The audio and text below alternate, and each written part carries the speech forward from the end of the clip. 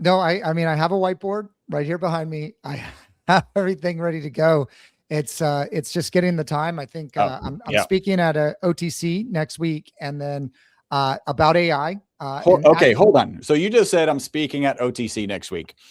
Most of the people, unless they're in the Houston area, don't know what it is. So it's Offshore Technology Conference. Yeah, They don't know how big it is. Like, this is Shell, Ericsson, right? This is every major oil company, and then really major service company, from the level of just making generators or everything downhole oil and gas related. It's an amazing conference, it and the fact that you're speaking there is huge. it's the biggest oil and gas conference in the world. Yeah. And I've been going to it for a long time. By the way, I don't know if anyone out there knows, oil and gas has a big impact in the world. I guess we know that now because of the Strait of Hormuz. But like, it's huge, the biggest of the most important industry. Go ahead. Yeah, and that's really EWR focuses on regulated industries. So we work a lot in healthcare. We got a big footprint here in the Houston area, as well as with oil and gas. We actually just got notified for AMA finalists for AI Digital Transformation Award, and that's for a publicly traded oil company that we're working with. Very cool. So yeah, AMA, so American Marketing Association. Marketing Association. Yeah. Yeah. Yeah. We've got a couple trophies from there already. Yeah, I need to do a better job talking about what EWR does. When I look at the audience sets, EWR has a very different audience set than the podcast. I think that a lot of the people that are podcasters are other agencies, freelancers, web developers, and I really think AI and governance is what I'm talking a lot more about now, and I'm trying to insert it into the conversation a little bit more. But that is really why I bought Modal Point, which is a go-to-market consultancy for oil and gas from, as we're talking about podcasts, this was his former business before he started OGGN, Oil and Gas Global Network, which is the largest oil and gas podcasting network. And so, certainly, Chris, we had the case study, which I think is still on the website, where we had limited budget and we started getting you into podcasts, and now it's like your KPI for what you're doing.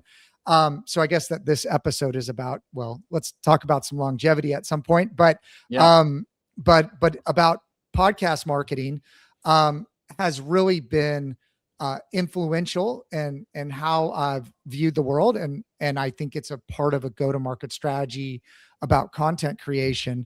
And so really drank our own Kool-Aid, but I'm seeing with what is happening with AI, and power users of AI will understand what I'm talking about. Or if we're talking about automation, is really understanding, like, even like a developer, like governance, and like permissions, and like who has the judgment to make decisions, because I think it all starts there. So like all the marketing that we're doing and how to make a company AI first, and like we're getting a lot of those kind of opportunities with EWR. But before all that, like you got to make some really hard decisions and map everything out. And I think that was a little bit too much for EWR to do it all. And so I wanted to have a dedicated focus to that. And we're working a lot in energy. And so it really made a lot of sense. As Mark was, looking to exit. And so I put my hat in the ring, and we talked about it, and got that done. And so that's a new brand that we're launching. And for those of you that are looking for a podcast where you want to hear my opinion, I do a podcast called Oil and Gas Sales and Marketing, but a lot of it has to do with just general marketing, but it's applied to oil and gas. And I bring the marketing side of it. Mark brings the sales side of it. And then we do bring on other guests. So that's kind of a different angle. And so you might get a lot of my thoughts there. So might want to go check that out as well. Very cool. And so your talk at OTC, the Offshore Technology Conference, is on AI governance. Is that kind of what that talk is about? Well, funny enough, I got asked to speak about AI governance. Yes. And then when we got on the call, they asked me to moderate the panel. And so really, Ericsson is setting up their own kind of private networks for people to run agents on. There's more to that, and they have a number of clients. And so we're going to be, or I'm going to be moderating a talk, and I'm going to just kind of provide a governance framework. There's a lot of things that are happening in AI, and a lot of people haven't talked about governance yet. A lot of people are talking about application, but the conversation in the regulations and like the laws are getting ahead of what people are talking about. And there's a little bit of a mismatch, and there's some fines and there's some issues, and people are going to start asking.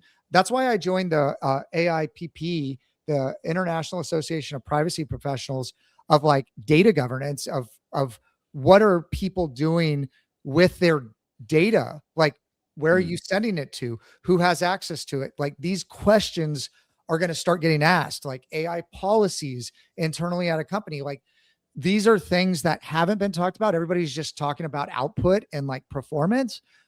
But yeah, we're seeing a lot with tools.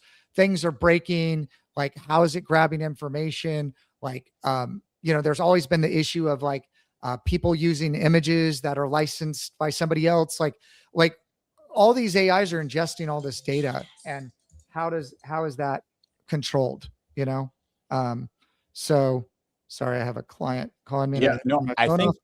Yeah. I think that's really right. AI, again, productivity is off the charts, and I'm excited about, what's coming down the pipe in AI. But you often, you're so excited and jump in to use it that you're not thinking about what are the risks, right? What are the business risks?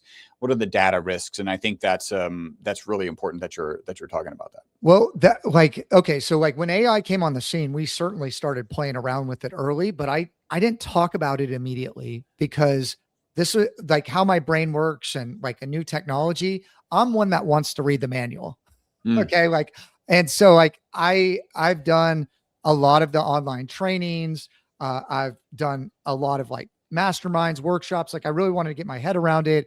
I took some courses at Harvard and Oxford, and like I wanted to get a very, very solid foundation before I started talking about it. And I knew that this was going to be bigger than the internet. My mom was one of the first employees of Microsoft.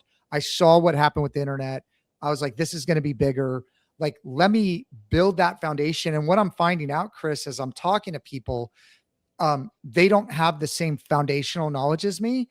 So I have to kind of walk back what I'm saying to get them to the point where we can have a conversation about something. And I think I'm relying a lot on all the hours and all the things that I did to put in to help frame my mental map of like how to deal with this. And where I sit today, I'm like, anytime we look at a system or, some kind of marketing system that we're building, or what we're doing with automation, or like what's a client doing, it's like assessing what they're currently doing, what their current workflows are, what they're using it, and then how we can apply different applications, and how do we get the team to become like a connected worker and hooked into like this new way of thinking. And I think that that's the step change that's going to be really difficult for a lot of businesses, because there's a statistic out there that something like 71% of businesses are still operating like they're in the industrial era, and they're copying and pasting things from one spreadsheet to another. And it's like, that can all be done through like APIs and hooks, and, and so I don't know. I think that now people are getting confronted with, okay, the world is changing. I need to change with it. How do I do it? I believe it all starts with governance, and